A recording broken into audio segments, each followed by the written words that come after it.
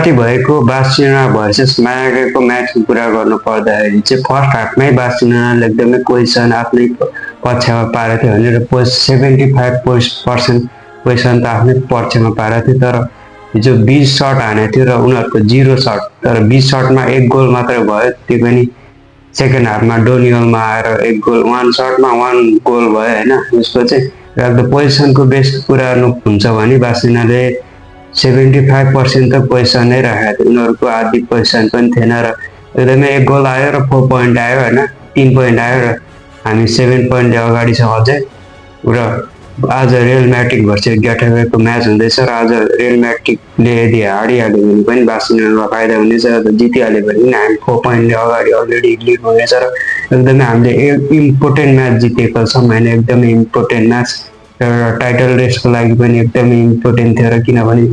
1 goal आयो नि 2 goal आए पनि एकदमै इम्पोर्टेन्ट छ गेम जस्तो भयो पनि, र गेम हिजो एकदमै ओभरअल हेर्नुपर्दा राम्रो थियो र फिनिसिङ लाइनमा चाहिँ अलिकति केही ल्याकअपहरू देखिरहेको थियो। र हामीले 20 सट त हानेको हो, 20 सट हान्दा 1 गोल मात्रै निस्क्यो। जस हामीले आजको गेम जित्यौँ होइन, खुसी छौँ, हामीले जित्यौँ, हामी 3 पोइन्टले अगाडि भयौँ। र आज रियल म्याड्रिडले के गरे ड्र मात्रै गरिदियो भने हामीलाई अलरेडी हामी 6 पोइन्टले अगाडि हुनेछौँ र एकदमै गेम हामीले आफ्नै पक्षमा पारेर पोजिसनमा पनि र उनीहरूलाई डोमिनेटै गरेर खेलेको थियौँ र आज जस्ट हाम्रो गेम जित्न सफल भयौँ। हामी त्यसमा खुसी छौँ र हाम्रो गेम एकदमै अलिकति फिनिसिङ लाइनमा चाहिँ केही चुकिरहेछौँ र हाम्रो 1-on-1 भर्सेसको कुनै गोल हुन सकेन, त्यो चाहिँ एकदमै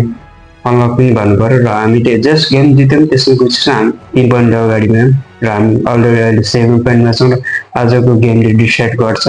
रियल म्याड्रिड भर्सेस गेटाफेको म्याच। अब यदि हारिहाल्यो भने हामी 7 पोइन्टले अलरेडी लिड हुनेछौँ र यदि ड्र भयो भने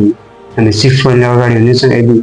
जित्यो भने पनि हामी 4 पोइन्टले अगाडि हुनेछौँ र अझै 5वटा गेम छ हाम्रो बार्सिलोनाको भने र रियल म्याड्रिडको आजको गेम गरिसम्म 6वटा गेम बाँकी नै छ र टाइटल रेस एकदमै धमाका भइरहेछ है अहिले चाहिँ ला लिगामा।